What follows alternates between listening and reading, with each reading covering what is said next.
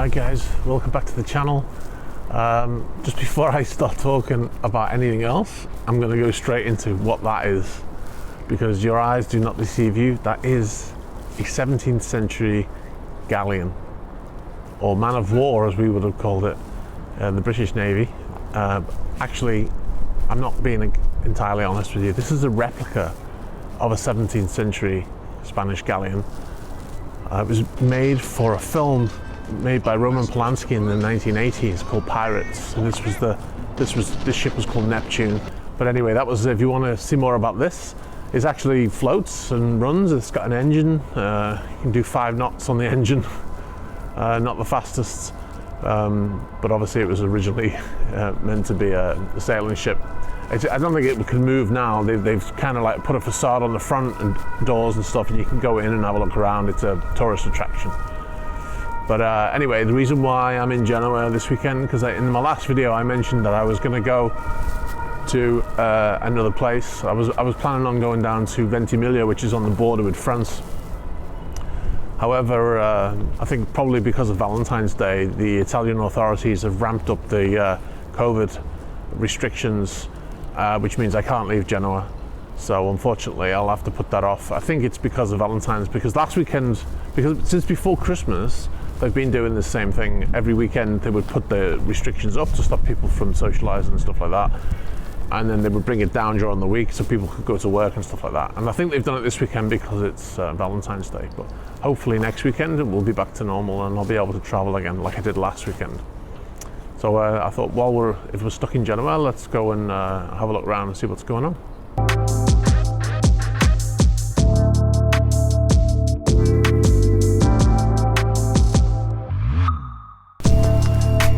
So this behind me, I mentioned a few months ago in another video, from a distance it looks like a ship, it looks like a tanker or something, but it's actually a building. It's part of the aquarium of the Genoa Aquarium, and it just sits here in the harbour looking like some sort of tanker, which is quite interesting.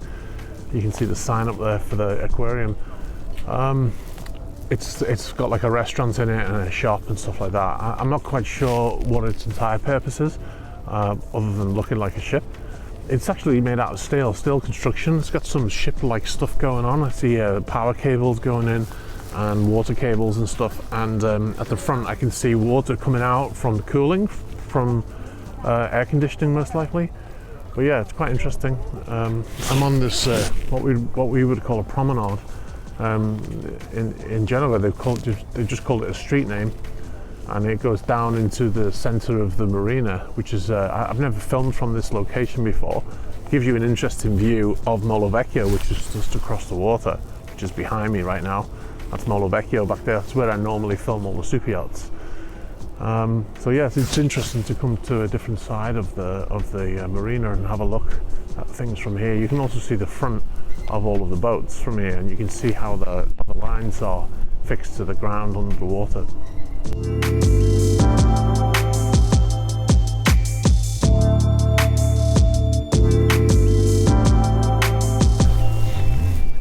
Don't let the sun fool you. It's freezing here, freezing cold. It's 0 degrees right now, 34 degrees Fahrenheit, and the wind chill from the water makes it feel about probably -3, I would say.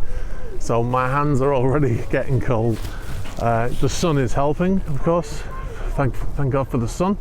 Without it, it would be a nightmare. But yeah, it does look like a nice day on the what I can see on the screen here. But it is absolutely freezing.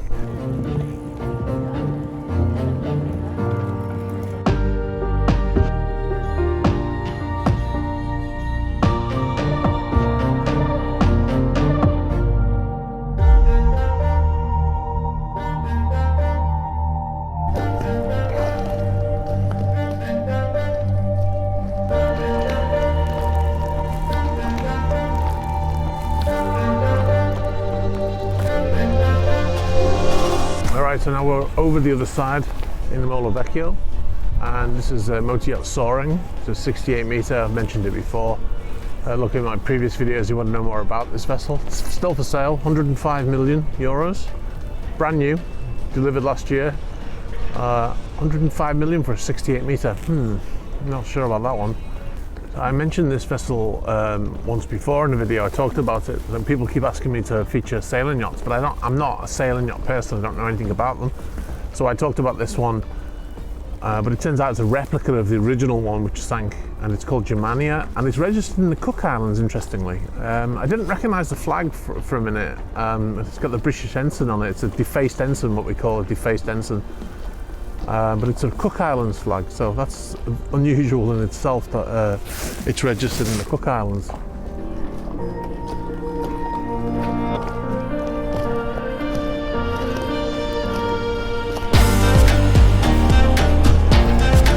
Alright, so the reason for this video today is I wanted to talk a little bit about how the pandemic has affected the yachting industry. As far as for crew, joining, leaving a vessel, you know, it's all been affected. So from my point of view, from my perspective, traveling to and from a vessel has become very difficult. Traveling in general, as everybody knows, is very difficult right now. I haven't seen my missus, for instance, for 8 months. She's in Peru, I'm here. At the moment, the UK won't let her in, and Peru won't let me in. So yeah, it's a real problem. Not just for yachting, but in general. But as far as for the crew to travel to another country right now, there are exceptions for seamen in most of the rules. You have to have a test, a PCR test, within 72 hours of your flight, and then on most boats, or it should be on all boats, but on most boats, when you arrive on board, they are putting crew in hotels for a 7-day period or 5-day period, and then making them perform another PCR test before they're allowed to join the vessel, which is very smart, because you might leave. Let's say I leave the UK and I fly down, and I'm fine when I leave, but on the plane I might catch something, and then unless you get another test, you don't know if that person is okay. So you bring them on board the vessel, and then you can infect everybody. So for me, when I leave, because I'm leaving in a few weeks, go home, I have to get a PCR test before I leave. I have to leave Italy that day. I'm not allowed to stay anymore. When we're on a vessel, we're classed as being in transit, so I'm technically not in Italy in the same way that a tourist would be, or the same way that a resident would be. I'm in transit on a vessel. When I leave the vessel, I effectively land in Italy, but they're going to need to see something to say, yes, I'm leaving the country. And then then I have to have a PCR test for my traveling. When I get to the UK, then I have to go into mandatory self-isolation. So yeah, so a lot has changed, even though if you watch my videos, it looks like I'm just here and everything's normal and I'm working, but it's not. It's very different on board the vessel. Any contractors come on, anybody who comes on board has to wear a mask.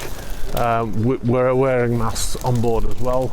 I don't know when that's going to change. I haven't, fortunately, been on board a vessel with the owner on board. If you are one of those people, or if you've been on one recently, I'd be interested to know how that went, how it's going. Get in touch. Anyway, guys, I'm going to go now before I actually freeze to death. I know there are going to be people on here saying, "Well, where I live right now, it's -15." I commiserate with you if that's the case. It's very cold here. I would say it's probably, my hands say it feels like it's about -5, and I'm starting to shake. So I'm going to go. I'm going to head up to Tatsy Patsy, which is my favourite coffee shop. Hopefully it's open. It was not open when I came down here this morning. I'm going to get a coffee, and then I'm going to go back to my apartment / hotel room. Alright guys, I hope you enjoyed this. Thanks for watching, and I'll speak to you soon. Hopefully next week we'll be able to go to Ventimiglia. Alright guys, bye bye.